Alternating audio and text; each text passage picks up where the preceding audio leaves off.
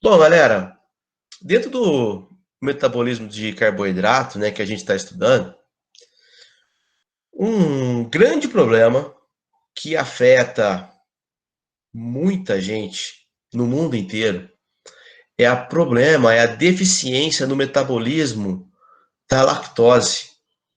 O que acontece, né? Todo mamífero, ele mama no começo e ele tem que desmamar um determinado momento.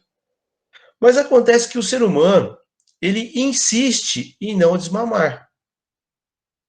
E aí é onde acontece, né, os problemas de intolerância à lactose. Tá legal?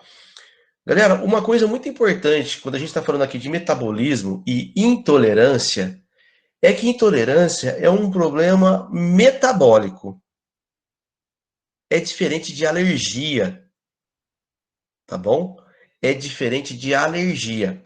Intolerância é uma coisa, alergia é outra completamente diferente. Tá legal? Então você não vai ver ninguém dizendo que tem alergia à lactose. O que nós temos é intolerância à lactose. Tá legal? Se liga só nessa dica, tá? Intolerância é um problema metabólico. Se vocês lembrarem um pouquinho da aula passada, vocês vão lembrar que lactose, né? Ele é um carboidrato, mas ele é composto por tijolinhos, por subunidades menores. Então, é algo muito grande que precisa ser quebrado, desmontado, para que então possa ser absorvido pelos nossos corpos, pelas nossas células. Então, a lactose é muito grande, tem que ser quebrado, tá? Semana passada eu falei para vocês, olha, os carboidratos são como parede de tijolos, né? Assim como uma parede de tijolo tem vários tijolos montando aquela parede, os carboidratos também se montam, se juntam uns com os outros, formando um outro carboidrato maior, um polissacarídeo. Tá legal? E problemas com a lactose, então, são problemas metabólicos. E guarde muito bem uma coisa também que eu vou falar para vocês. Coloquei aqui um copo de leite, porque a lactose é o açúcar do leite, é o carboidrato do leite. Mas no leite nós temos também a caseína, que também causa problemas alimentares. Tá legal? Só que é diferente. Caseína é uma proteína e lactose é um carboidrato. Tá legal? São coisas diferentes. Tá legal? Intolerância à lactose significa problemas, defeito no metabolismo desse carboidrato. Bom, para a gente começar a brincar, a gente tem que retomar um minutinho da aula passada de carboidrato. Bom, a lactose, ela nada mais é do que um disacarídeo. Se ela é um disacarídeo, quer dizer que ela possui dois monossacarídeos ligados. Tá legal? Então, olha aqui a minha mão esquerda e minha mão direita ligada. Isso é um disacarídeo. E a lactose, para que ela seja absorvida pelas nossas células, ela tem que ser separada. Esses dois monossacarídeos têm que ser, eles precisam ser quebrados. Aí sim terão tamanhos adequados para absorção celular. Um disacarídeo é muito grande. Oi. Professor, o Vanilson queria entrar na aula, ele pediu só para avisar o senhor. Ah, obrigado. Ele está tentando, não está conseguindo? Isso. Só posso pedir uma coisa? Não chama de senhor, não. Desculpa, é só respeito. Tá legal, eu te perdoo, mas não faz mais isso, não. A Isabela, eu sabia que você ia rir. Ah, Isabela, deixa você comigo, Isabela. Você ri, né, de grama? Olha, não tá aparecendo, não.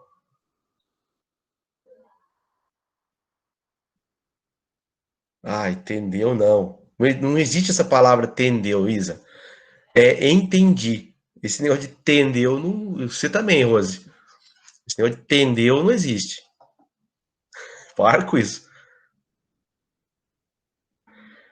Qualquer coisa vocês me avisam de novo, tá bom, pessoal? Porque não tá aparecendo, né? Não, eu deixei liberado para todo mundo entrar. Aliás, eu tenho que fazer isso todo dia, por isso que tá todo mundo travado na porta, tá? E não tá aparecendo, não tá tendo pedido para entrar, tá? Qualquer coisa vocês me chamam de novo, por favor, tá bom? Bom, galera, então a lactose, né, ela é formada por dois monossacarídeos. Um é uma galactose e o outro é uma glicose. Então, olha aqui, ó. Nós temos uma galactose e uma glicose, que quando ligadas formam a lactose. Tá legal? Então, a lactose tá aqui, ela é formada por uma galactose mais uma glicose. Acontece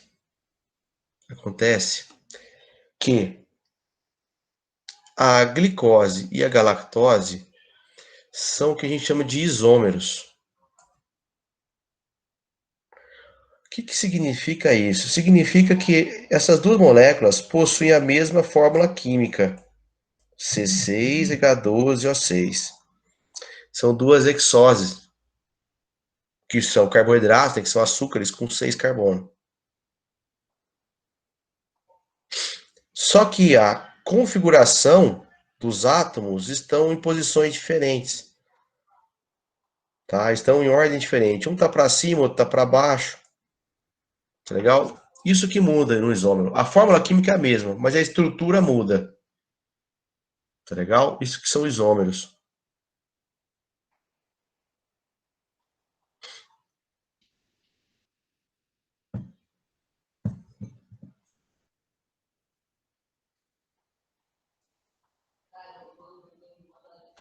Tá legal? Bom, então, logo de imediato, quando a gente fala de metabolismo da lactose, o que acontece? Acontece que lá no nosso intestino, a lactose, quando chega lá, ela deve ser quebrada por uma enzima chamada de, né, normalmente lactase, mas na verdade o nome dela correto, científico, é beta-galactosidase. Nós falamos lactase normalmente, porque é lógico, né, uma enzima que desculpa, uma enzima que quebra a lactose, ela é chamada de lactase. E aí vocês devem se lembrar que se termina com ase é uma enzima, se termina com ose é um açúcar. Então, o açúcar lactose é quebrado pela lactase, tá? Então, lá no duodeno, nós produzimos uma enzima que ela é chamada de beta-galactosidase, que normalmente, para facilitar a nossa vida, nós chamamos de lactase. E essa enzima é capaz de quebrar a lactose nos dois monômeros que a compõem, que é a glicose e a galactose. Lá no nosso metabolismo, lá no intestino. Então, quando você toma um copo de leite, lá no seu intestino, essa enzima será produzida e será jogada, né, será depositada lá sobre o leite que você tomou. E essa enzima vai começar a quebrar toda a lactose do leite, separando em glicose e galactose. E aí essas moléculas sim serão absorvidas. A glicose e a galactose. A lactose não. Tá legal? A lactose vai ser quebrada lá dentro do intestino. Tá legal? Então, toda vez que você toma leite, isso deve acontecer. Bom, como nós já vimos, a lactose, então, quebrada, libera a glicose. A glicose está pronta. Ela já entra nas nossas células, ela sofre glicólise no citoplasma. E o ácido pirúvico, né, o piruvato, entra na mitocôndria e participa do famosaço ciclo de Krebs, onde então as nossas células produzem e liberam ATP, energia. Então, aonde que acontece a produção de energia na célula? Dentro de uma mitocôndria. A mitocôndria é uma grande usina energética. Da onde vem essa energia? Vem, né, da quebra, da degradação do piruvato. Ácido pirúvico e piruvato é a mesma coisa. E da onde vem esse ácido pirúvico, esse piruvato? Vem da quebra da glicose. A glicose entra na célula, já no citoplasma ela é quebrada ao meio. Tá legal? Formando duas moléculas de piruvato. Esse piruvato vai entrar na mitocôndria e vai participar da síntese proteica. Tá legal? A glicose é assim, bonitinha, simples assim. Mas e a galactose agora? O que vai acontecer com essa bendita, essa galactose? Né? E aí que está o X da questão. Tá legal? Então a glicose não tem problema. O grande lance, o grande pulo do gato é a galactose. Bom, essa galactose, ela vai precisar sofrer modificações e ser transformada numa molécula de glicose. Vocês lembram que as duas eram isômeros? Significava que elas tinham a mesma fórmula química, porém os átomos estavam arranjados de formas diferentes. Tá legal? Então, tinha um átomo para cima na glicose, na galactose estava para baixo. Tá? Então, elas possuem a mesma fórmula química, C6H12O6. Porém, a configuração tridimensional da molécula está diferente. Tá? A ordem está diferente. Tá bom? E para que a galactose seja, então, transformada em glicose, ela vai precisar sofrer um processo de isomerização. Uma enzima vai ter que ir lá e, né, mudar a configuração dela para que ela se transforme. Se o átomo está para cima e na glicose está para baixo, essa enzima vai fazer isso. Vai mudar isso na molécula. Isso é isomerização. Tá legal? Qual que é a enzima que faz isso? É a galactose 1-P-uridiltransferase. Nossa, mas tá xingando a minha mãe, deve ser nesse nome dessa enzima. Calma, não precisa ficar decorando o nome. Mas saiba que tem uma enzima que faz isso, né? Que faz o processo de isomerização da galactose, transformando ela em glicose. Tá legal? E aonde estão essas enzimas? Nas células. Olha aqui uma célula que bonitinha, ó. Olha o núcleo. Olha a outra rosinha aqui, outra aqui embaixo. Então, nas células, essa enzima, galactose 1-P-uridiltransferase, faz o processo de isomerização, transforma a galactose em glicose. E o que é isomerização? É só mudança na estrutura tridimensional da galactose. Tá legal? Bom, então, uma coisa que tem que ficar bem clara é que só vai haver a galactose no seu organismo se a lactose for quebrada. Então, se a lactose não é degradada, não vai ter a formação da galactose. Então, essa enzima aqui ela é alvo para nós. Inclusive, se a pessoa tem intolerância à lactose, ela pode comprar essa enzima em cápsula. Aí, quando ela vai comer ou tomar alguma coisa à base de leite, ela usa essa enzima. Ela toma essa enzima para não passar mal. Tá legal? E já a gente vai falar o que é passar mal quando come algum composto à base de lactose. Tá legal? Então, o ponto da intolerância à lactose é justamente essa enzima, tá? Porque é ela que vai degradar a lactose e vai então, né, proporcionar a formação de galactose.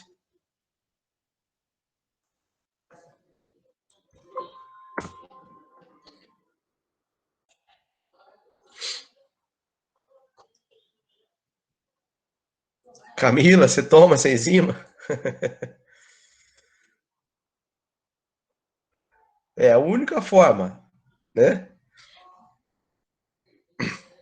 Todo dia? Ouvido, hein? Então você conhece bem, sabe muito bem do que eu tô falando.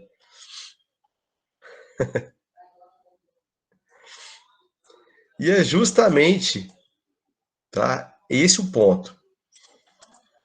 Tá legal?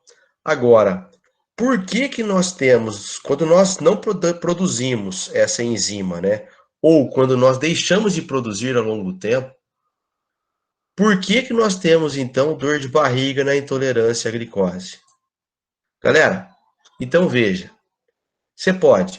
a criança pode nascer sem essa enzima, tá? Ela pode ser geneticamente não produzir a lactase. Imagina só, para uma criança não poder mamar, mas pode acontecer, tá? Bom, se você não tem essa enzima, cara, vai sobrar no seu intestino, lá nos seus intestinos, vai sobrar a lactose. Certo? Você toma leite, você não tem enzima para quebrar essa lactose, sobra lactose lá no teu intestino. Cara, açúcar, nós já vimos isso. Açúcar, deixa eu pegar uma cor aqui. Ela atrai moléculas de água. E isso é aumentar a osmolaridade. Quando eu tenho um local que tem bastante açúcar, isso atrai moléculas de água. Lembra que osmose é a passagem de água, mas uma partícula osmoticamente ativa, né, é justamente quando ela atrai a molécula de água. E açúcar faz isso. O teu intestino é um tubo, cara.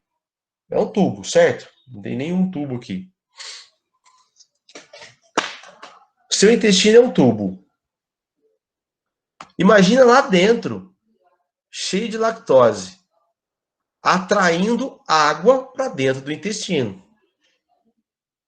Não é? É isso que eu quero dizer com o aumento da osmolaridade intestinal. Já não preciso nem dizer para você da onde vem a água, da diarreia que vai vir aí, não é? Então veja, primeiro ponto, sobrou lactose no intestino. Essa lactose atrai água. É isso que eu quero dizer com o aumento da osmolaridade intestinal. E aí, graças a isso, você terá fezes líquida. Ora, vai ter mais água, né? Esse é o ponto. Tudo começou porque faltou uma enzima que quebrava a lactose. Cara, açúcar no seu intestino, cheio de bactérias, cara. Cheio de bactérias que fermentam. Tem bactéria anaeróbica, anaeróbica facultativa, tem um monte de bactéria lá que não vê a hora, cara, de ver né, não vê a hora de chegar um doce ali, meu. E a lactose não é um doce, não é açúcar, não é carboidrato. Todo mundo quer carboidrato, as bactérias querem, pô. Essa microbiota, essas bactérias que estão lá no seu intestino, meu, vão começar a fermentar essa lactose que você não deu conta. Cara, qual que é produto de fermentação que você conhece? Você deve conhecer álcool e você deve conhecer ácido lático, certo? Essas bactérias no seu intestino, fermentando essa lactose que você não deu conta de metabolizar, estão fermentando esse ácido lático, produzindo, desculpa, fermentando essa lactose, produzindo o ácido lático e gases. Cara, fechou a conta da intolerância à lactose. Fechou a conta. Por quê? O cara que é intolerante à lactose, ele tem fezes líquida, gases e cólica intestinal. Cara, você tem ácido no seu intestino. Isso dói, certo? Então é incontrolável. Por isso que eu digo para vocês, na nossa aula prática, se você sabe que você é intolerante, cara, não toma. Mas agora uma pessoa pode estar fazendo isso, né, e não saber que é intolerante. E isso no laboratório acontece. O que que acontece? A pessoa às vezes começa a ter dor intestinal. Lembra da história que o ser humano é o único mamífero que insiste em continuar mamando? Quando a pessoa começa a ter muita dor de estômago, se você é um desses caras, começa a ter dor de estômago, a primeira coisa que o médico faz para você adulto é pedir uma intolerância à lactose. Cara, vamos ver se não é lactose. Se não for, aí ele vai começar a pesquisar outras coisas. Mas é o ponto de partida. Você chega lá, você reclama pro gastro, o enterologista. Dores de estômago, porque é na barriga, você não consegue diferenciar o que é no estômago e tal. São dores de barriga. Fezes líquida. O cara, obviamente, ele vai pedir uma intolerância à lactose e vai pedir exame de fezes para ver se você não tem nenhum parasita. Tá legal? Mas é um dos primeiros exames de sangue que são feitos. Aí, se você chegar no laboratório para fazer um exame desse, no laboratório você corre sim o risco de ter uma dor de barriga. Ora, tirou o sangue em jejum, tomou o copo de leite. Mestre, se você for intolerante, você vai ter dor de barriga no laboratório mesmo. E não tem o que fazer, no laboratório é assim mesmo, tá? Não tem outro jeito, isso acontece, tá legal? E você já tem que orientar o paciente, e eu já estou orientando vocês, tá? No dia da aula prática isso pode acontecer. Não estou dizendo que você também não vai conseguir, não vai dar tempo de chegar no banheiro, não é para você entrar em desespero também não, tá? Mas pode acontecer, tá? Bom, um detalhe, ácido produz cólica, na produção do ácido lático também tem formação de gases, beleza, fechamos a conta. Claro que se você também medir o pH fecal, você também tem uma diminuição do pH. Lógico, tem ácido nas fezes, tá? Então, o pH fecal, ele pode ser usado também junto, tá? É um exame chamado pH fecal, onde se mede o pH das fezes, tá bom? Nas fezes, são muitos exames feitos nas fezes, tá? Um deles é o pH fecal, eu com fetal na cabeça. Fecal, tá legal? Pode ser pesquisado pH fecal, gordura fecal, pode ser pesquisado fibras, muitos exames, existem mais de 100, mais de 200 exames só feitos em fezes, tá legal? Um deles é o pH fecal, tá legal? Claro, se você tem ácido lático sendo produzido, as suas fezes estão ácidas, tá legal? Bom, então os exames laboratoriais da intolerância à lactose, todos eles, tá, são para se medir a ação da enzima lactase. E essa ação da enzima lactase, por algum motivo que ninguém ainda sabe ao certo por quê, diminui de ação ao longo do tempo, de recém-nascidos a adultos, para quem produz. Lembrando que a pessoa, a criança, pode nascer e nunca produzir essa enzima. E aí vai ter que tomar leites, né, leites especiais, principalmente sem lactose, né? E, obviamente, né, gente, já vamos deixar um negócio bem claro aqui também, né? É bom a gente retomar isso. Falei para vocês no começo que eu vou levar o leite Tirol lá, né? É o que vai ter com certeza para a gente lá. E, gente, se alguém tomar algum leite especial, leva o seu leite, mas pelo amor de Deus, né? Não pode ser leite sem lactose, né? Se a gente vai medir o metabolismo da lactose, chegar lá com uma caixinha de leite escrito zero lac, não vai rolar, né? Não vai resolver nada pra gente, tá bom? Bom, Então essa é a enzima, né, que por algum motivo, conforme envelhecemos, isso acontece com todo mundo, a ação dessa enzima parece diminuir ao longo do tempo. E não só a ação, como também a sua produção parece diminuir ao longo do tempo. Por quê? Não tem um motivo, ninguém sabe o motivo disso, né, o porquê disso. Mas enfim, voltamos àquela história de que todos os mamíferos desmamam um dia e o ser humano continua a mamar. Tá legal? Bom, basicamente o que nós faremos então em aula prática, e eu vou pedir para vocês guardarem muito bem isso, para que vocês também tenham uma certa independência lá no laboratório, tá? Então marquem aí com um coraçãozinho esse protocolo que eu vou dizer para vocês. Bom, na aula prática, lembrando que a gente, né, já vai chegar fazendo prática, eu não vou fazer nada teórico nesse dia, vai ser só prática para a gente ganhar tempo. O que a gente vai medir no laboratório? A gente vai medir a glicose sérica, a glicose sanguínea, tá legal?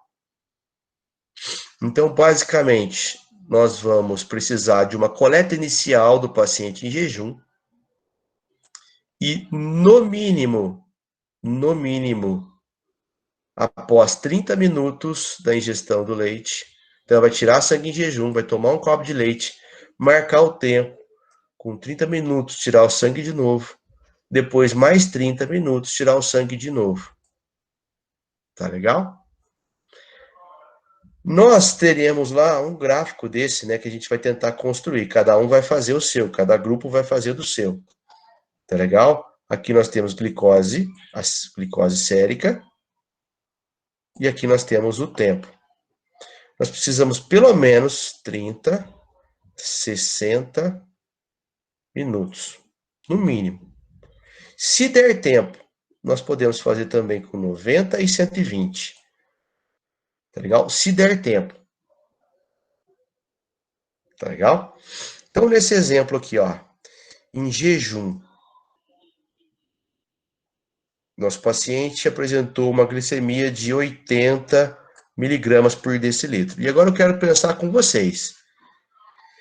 Depois, tomou a lactose, depois com 30 minutos, apresentou uma glicemia de 140 miligramas por decilitro. Depois de 60 minutos, apresentou uma glicemia de 160 aproximadamente.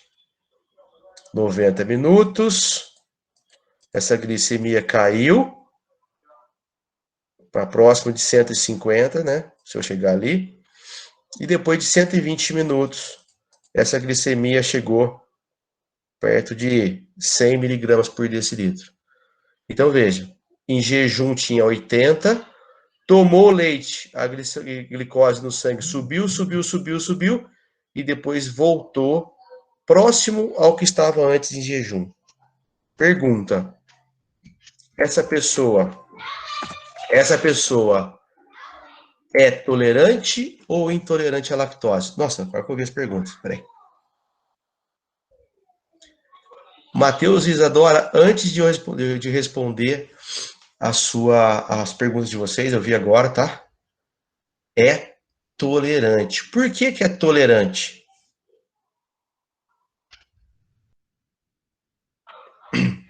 Por que que é tolerante e não é intolerante? Porque os índices de glicose aumentam. Porque quebrou o açúcar, o nível de glicose subiu, quebrou a lactose. Exatamente, mostrando que houve a quebra. É justamente isso, galera. Ótimo. Ora, a pessoa não comeu nada, né? Estava em jejum, tomou o leite. Da onde veio aquela glicose que está no sangue dele? Só pode ter vindo da quebra da lactose. Então quer dizer que a lactose está sendo quebrada pela lactase. E lá no intestino está tendo, né? Está ocorrendo a absorção da glicose. Por isso essa glicose no sangue está aumentando. Aumentando até um ponto. Lembra que aumenta a glicose no sangue, vem a insulina, tira ela do sangue, coloca ela nas células. Aí volta a glicemia abaixar de novo. Perfeito, quer dizer que vocês estão manjando já dessa parada, beleza. Deixa eu ver a pergunta aqui. Matheus. Sobre o leite, é verdade que não pode consumir derivados após a refeição? Em qual sentido, Matheus? Eu não entendi. Por exemplo, uso de derivados após refeição. Se a pessoa for intolerante, não pode nada à base de leite, tá? Seja antes ou depois. Isadora. Professor, eu era intolerante quando criança, mas hoje de tudo derivado a leite não acontece nada. Quando fui fazer o exame, passei muito mal. Lembrando, Isadora, tem que ver assim, ó, tem que estudar o teu caso, porque lembra que não existe só a lactose no leite, também existe, tá, a caseína, que é a proteína do leite, tá? Temos que saber ao certo qual é o teu problema, tá bom? Se for, tá, diarreia, tá bom? Pode ter sido sim uma intolerância à lactose. Às vezes foi momentânea mesmo, tá bom? Tem uma reversão, tem alguns casos que revertem, tá bom?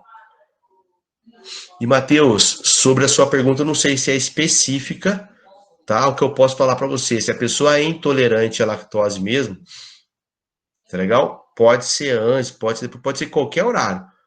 Tomou derivado, algo que tenha lactose, o bicho pega. Tá legal? O bicho pega. Professor, a ação enzimática, no caso da lactose que você explicou, ela irá diminuir em todas as pessoas. Não acontece em 100% das pessoas, Júlia, mas acontece numa grande parte sim, tá? Eu diria 7, 8 a cada 10 pessoas desenvolvem intolerância de lactose em algum momento da vida, tá?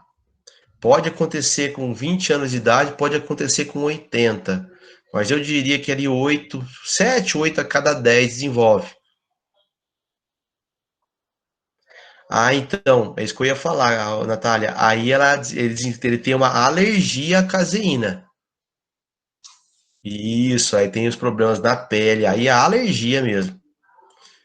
A caseína, proteína do leite. A diarreia, ela acaba acontecendo por consequência de Jane, não tem como. Como você tem, né, o aumento da osmolaridade intestinal, né, atraindo água, né, isso já deixa as fezes líquidas, tá? E as dores vêm do ácido lático formado ali com a fermentação pela microbiota. Então acontece os dois. Acontece.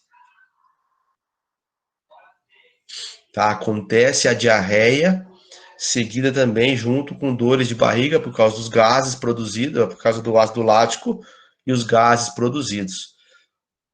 Tá? Acontece tudo por consequência. Ô, Natália, tem muito, viu? Tem muito. Mas como você mesma falou certinho, tá? No caso da caseína já é alergia, tá? É alergia. Tá legal?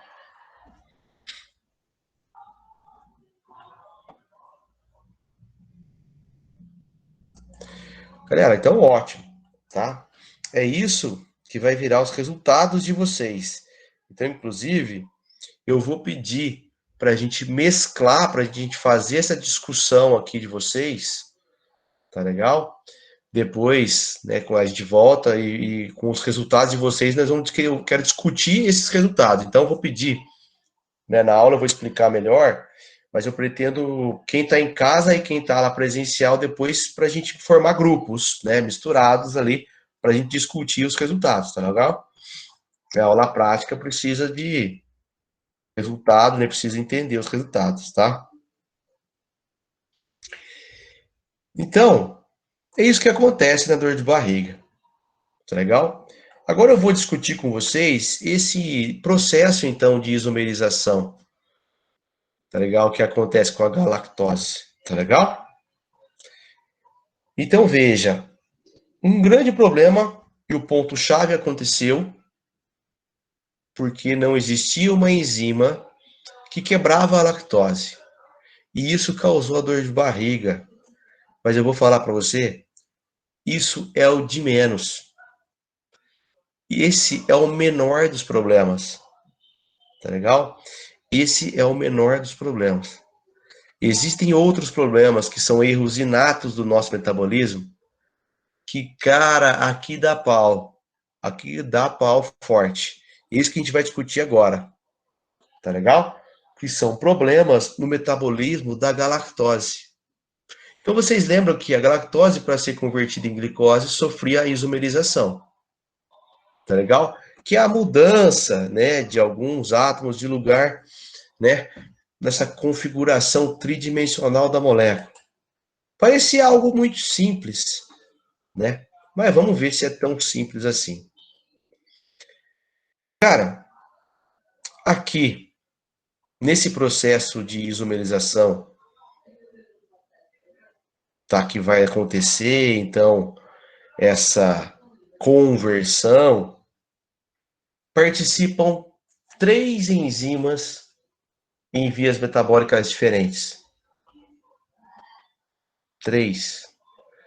Dentro daquele grupo de isomerases. Tá legal? Quais são essas enzimas? Galc, Gaut e Gali. Galc, Gaut e Gali. Tá legal? Então, o processo de isomerização, ele é realizado por enzimas, ele acontece por via enzimática, onde lá no seu fígado, e você zoando o teu fígado o tempo todo, e a gente já viu tanta coisa que o fígado faz, não é? E você dando porrada no teu fígado. Cuidado. Cuide bem do seu fígado. Tá legal? Então, esse processo de isomerização acontece graças a 3 enzimas, 3 vias metabólicas diferentes. Tá legal? Que a gente vai discutir já já.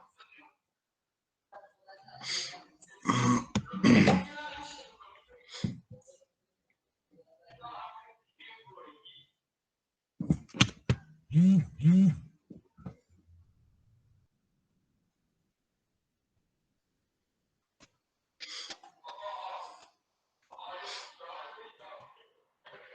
as vias metabólicas são essas. Lembra que a história não era tão difícil, era só seguir as setas? Então vamos lá. Primeiro ponto. Então, assim, a primeira coisa também, né? Antes da gente entrar aqui, nós vamos contar a história de problemas do metabolismo que são erros inatos do metabolismo, né? Envolvendo agora o metabolismo da galactose. Se vocês estão ligados aí, vocês já entenderam que essa galactose veio de uma lactose, né? Só que ela estava ligada à glicose. A glicose já foi usada por uma célula, já entrou numa célula, beleza. Agora, a galactose, ela vai precisar sofrer alterações na sua estrutura para ser transformada numa glicose. E aí eu disse para vocês que aqui acontece a participação de 3 enzimas, que são elas, Galc, Gaut e Gal. E quem faz isso aqui são seus hepatócitos. Tá legal? Então, primeira via enzimática é galactose com gasto de ATP vai ser convertido em galactose 1-fosfato mais ADP. Ora, um fosfato, um fósforo daqui do ATP passou para cá, por isso virou ADP. Olha, a seta tem um sentido único. Galc faz isso. Galc forma, então, galactose e 1-fosfato. Para fazer isso, consumiu um ATP. Tá legal? Essa galactose 1-fosfato, que, ó, vou fazer um asterisco aqui, vai ser alvo de uma outra enzima, que é GALT. Galactose 1-fosfato mais UDP, glicose, na presença de GALT, vai formar UDP galactose mais glicose 1-fosfato.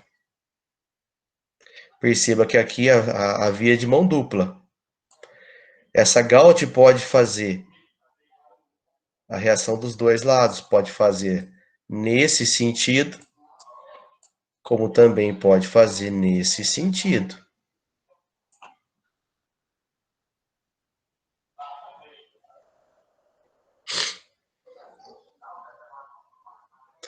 E aí a UDP galactose, que eu vou fazer 2 asterisco,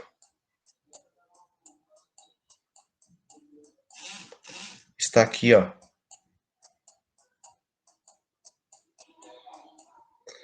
Vai ser convertida em UDP glicose.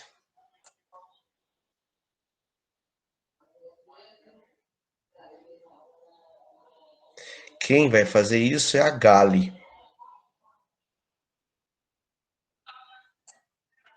E veja que essa Gali também realiza tanto para um lado como para o outro lado. Faz nesse sentido, também faz no sentido inverso. Depende do que ela tem como substrato.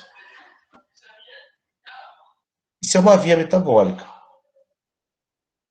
Tá? Catalisada por 3 enzimas. Partiu da galactose,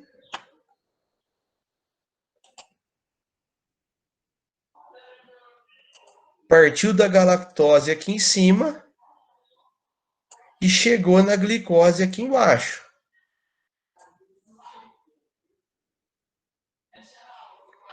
O que é ADP, né? Adenosina difosfato. Isso é ADP. O que é UDP? Uracil difosfato.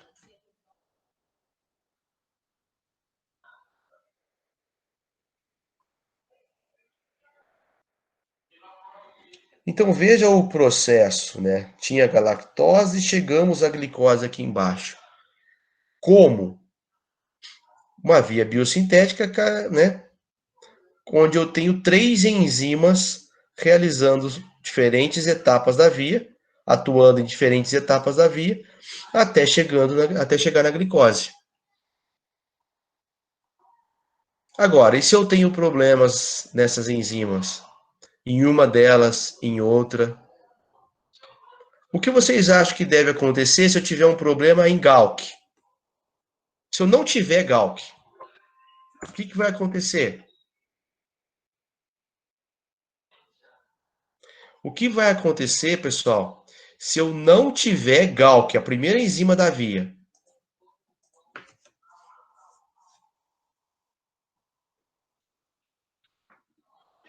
Alô, você?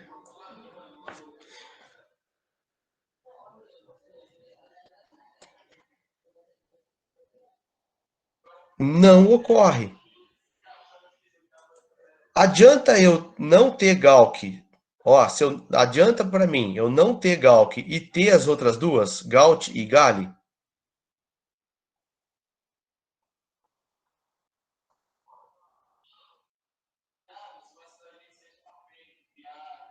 Não adianta. Exatamente, não adianta. E não vai acontecer o processo de isomerização. Ou seja, a galactose vai sobrar. Tá legal? Então, como que a gente chega nessa dedução, né? Veja, se eu não tenho Galk, desculpa, que é a primeira, não acontece aqui. Ora, se não tem a enzima que muda esse negócio aqui, essa primeira etapa, isso aqui vai sobrar. Mesmo eu tendo as outras duas, não vai adiantar nada. Não vai ter o substrato sendo formado, ó. Ó a galactose no fosfato da onde que veio. Se eu não tenho a enzima que forma, não vai ter mais. Não vai ter o substrato para acontecer a segunda etapa da via. Tá legal? Então começa a entender também esses problemas, essas falhas nessas vias metabólicas. Tenho que guardar Galk, Gaut, Galho. Cara, você não precisa guardar ou decorar nada mais na sua vida. Você tem que entender o processo. Tá legal? É a tua vida agora de graduação, é essa, entender processo.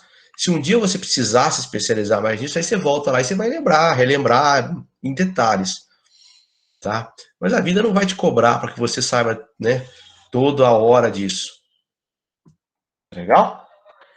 Então veja só os problemas agora com os famosos erros inatos do metabolismo. Por que inatos? Porque a pessoa nasce assim, tá? A pessoa nasce assim. Cara, se você tem problemas, deficiência em Galk, que é uma galactoquinase, olha o que isso vai fazer. Vai fazer a galactose sobrar no teu sangue. Isso nada mais é do que uma condição de hipergalactosemia.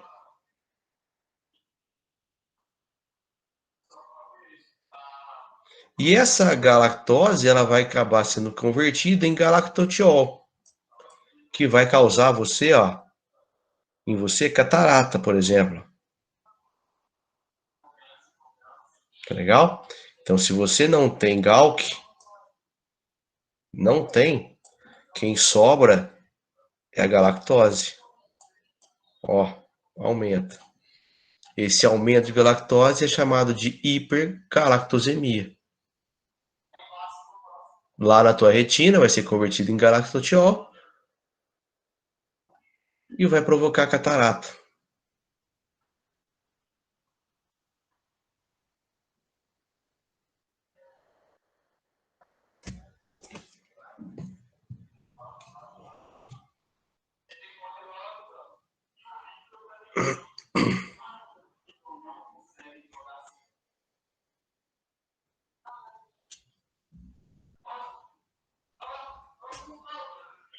Tá legal?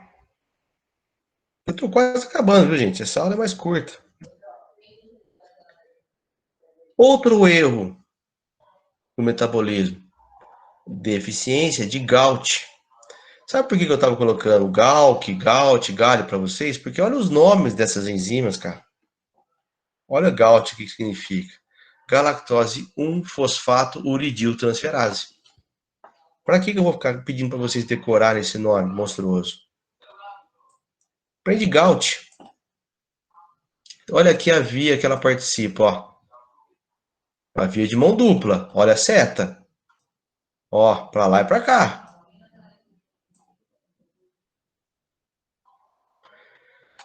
Bom,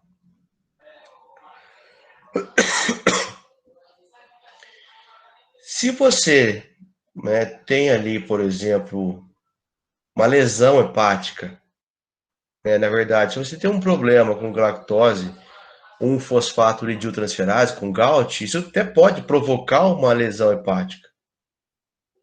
Isso vai aumentar quem? Galactose 1-fosfato. Ó, não tem mais enzima que quebra isso. Tá legal? Agora isso vai provocar, por consequência, a diminuição de ácido glicurônico. O ácido glicurônico, ele é essencial para a formação de bilirrubina conjugada. Que é isso? Me perdi, Rogério. Calma. Nós vamos estudar mais isso lá em análises clínicas depois, mas guarde o seguinte.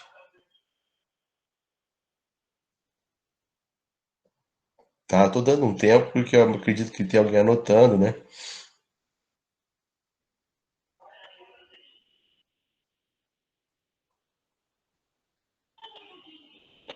bilirrubina, a bilirrubina, gente, ela é produto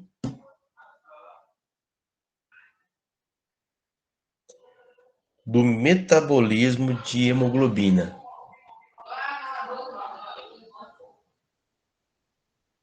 Nós já falamos um pouquinho disso. Acontece que a bilirrubina formada é insolúvel.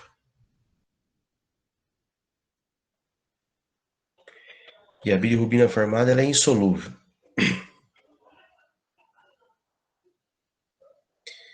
Quem torna a bilirrubina solúvel lá no fígado, quem torna a bilirrubina solúvel lá no fígado é esse cara aqui, ó, o ácido glicurônico. Então, se a bile que está na sua vesícula biliar agora, se ela é solúvel, se a bilirrubina que compõe a sua bile é solúvel, ela é solúvel graças ao ácido glicurônico. Tá legal? Ao ácido glicurônico. Esse ácido glicurônico, ele é incorporado à bilirrubina lá nos seus hepatócitos. Olha só, mais uma função que o teu hepatócito faz.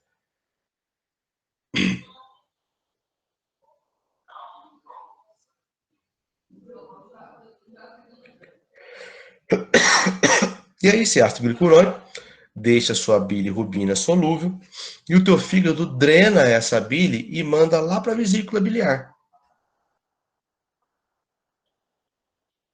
Essa bile, né?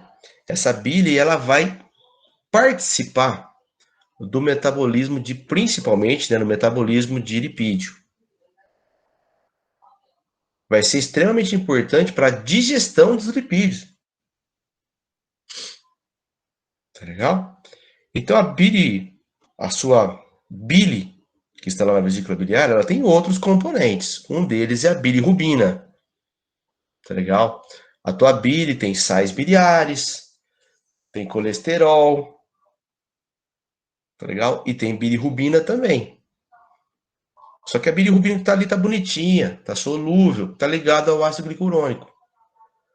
O que acontece com a deficiência de Gaut é que devido a um problema, né, esse aumento na galactose 1-fosfato, né, a deficiência nessa via metabólica, você tem a diminuição de um precursor desse ácido glicurônico, que é o fósforo.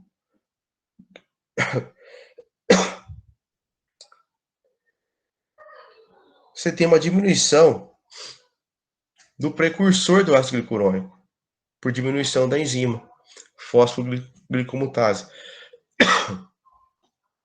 Então, o que você precisa guardar é que ocorre uma diminuição do ácido glicurônico.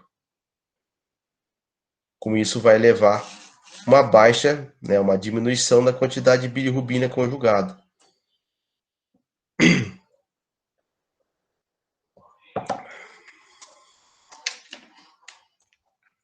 Então, Gaut leva a alguns efeitos secundários.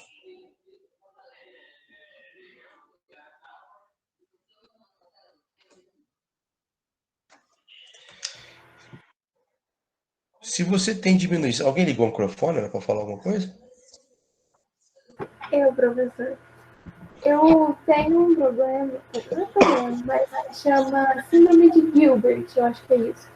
Que a bilirrubina é mais alta do que o normal. O que interfere? Porque os médicos falam que não interfere em nada. Mas o que ocorre que ela fica mais alta que o normal? Então, depende. É mais alto que o normal. Quanto mais alta? Chegou a 3, se eu não me engano, que o normal é 1 e pouquinho. Acho que é isso. Mas chegou a 3, mas você tem controlado isso, né? Sim, eu controlei, mas mesmo assim é um pouquinho mais elevada. Ah, sim, um pouco mais elevada. Você tem que sempre monitorar isso, porque a bilirrubina em excesso, né, inclusive eu vou falar daqui a pouquinho sobre isso, né? Inclusive da icterícia, tá? Você pode ter lesões de sistema nervoso, principalmente, mas isso, né, na verdade, é quando você tem uma diminuição da bilirrubina conjugada. Quando você faz, por exemplo, A bilirrubina não tem lá direta e indireta? Tem sim. Qual que sobe na sua? Qual que aumenta, você lembra? Não lembro agora, mas eu sei que é de família, porque a parte do meu pai tem mais gente que tem esse mesmo síndrome. Uhum. Depois você dá uma olhadinha lá, né? Bilirrubina você tem duas, tá? Você tem, na verdade, assim, ó, seu exame sai com bilirrubina total. E essa bilirrubina total, ela é dividida em duas partes, que é a bilirrubina direta e a bilirrubina indireta. Total é a somatória das duas, tá?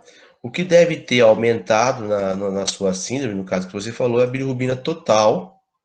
E isso deve ser provocado, né, principalmente, acredito eu, que pela bilirrubina direta.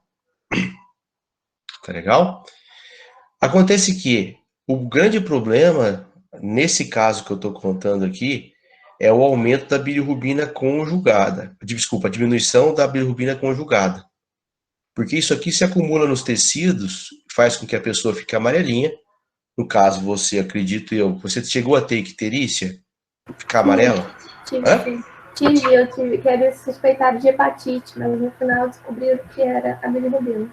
E quando foi isso? Foi final do ano passado. A única vez que você teve icterícia. Isso. Uhum. Que aí subiu demais. A icterícia, né, pode ser provocada por lesões hepáticas, pré-hepáticas, existem vários motivos que deixam a pessoa amarelinha. Nesse caso que eu estou falando para vocês, como são erros inatos do metabolismo, a pessoa nasce assim, desde pequenininha ela já tem icterícia, tá legal? Ela fica amarela. E essa bilirrubina aqui, que foi formada lá da degradação da hemoglobina, ela se acumula nos tecidos e deixa a pessoa amarela. Essa bilirrubina aqui leva a lesões do sistema nervoso. Então, bilirrubina aumentada tem algum problema? Complementando a sua pergunta. Tem sim. Mas isso aqui, para a pessoa chegar a ficar amarela, ela tem uma muito aumentado, não é levemente aumentado nas condições normais, não. Tá legal? Então, no seu caso ou dos seus familiares, eu acredito que você deve fazer exame de rotina da bilirrubina, porque não pode aumentar demais. Tá legal? Levemente alterado, não tem problema, isso é natural seu. Agora, não pode chegar ao ponto de ter icterícia, ficar amarelo. Tá legal? Aí você pode sim ter alguns problemas teciduais, como, por exemplo, até lesão do sistema nervoso. Tá legal? Aqui eu tô falando para vocês de erros inatos, erros em que a pessoa nasce assim. Tá legal?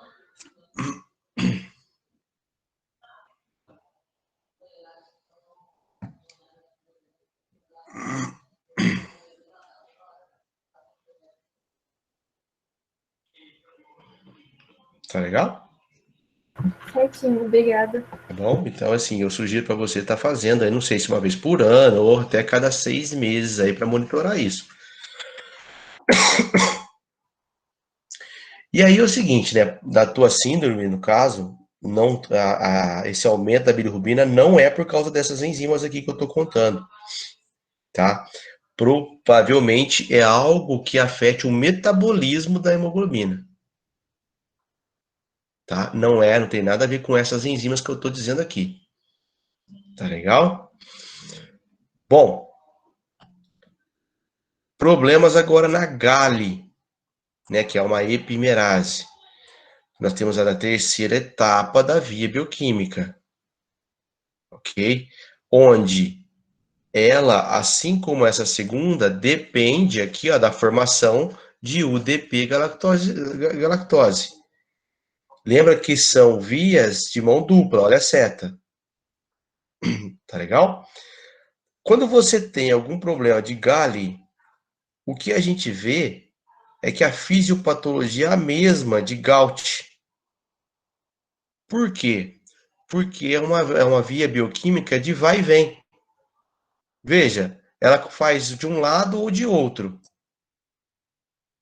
Então, por exemplo, se não tem GALI, nós temos o acúmulo de UDP galactose e acontece o acúmulo de galactose 1-fosfato, assim como a gente via em gout. Porque volta tudo. Tá legal? Então, quando você tem deficiência de galho ou gout, é a mesma fisiopatologia. Tá legal? Todos esses que eu contei para vocês hoje, dessas 3 enzimas aqui no metabolismo da galactose, são erros inatos do metabolismo. A avaliação dessas enzimas estão dentro de um perfil chamado de exame do pezinho, mas o exame do pezinho estendido. Tá legal? Não é um exame comum do pezinho, não vem no exame que o SUS dá. Tá? Você tem que fazer um exame estendido do pezinho. Tá legal? Que avalia esses erros inatos do metabolismo. Tá legal?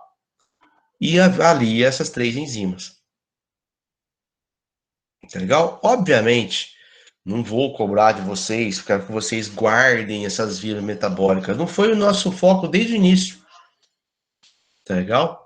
Mas eu cobro sim que você entenda, né, quando dada uma via metabólica para você, que você compreenda ela. Como compreender?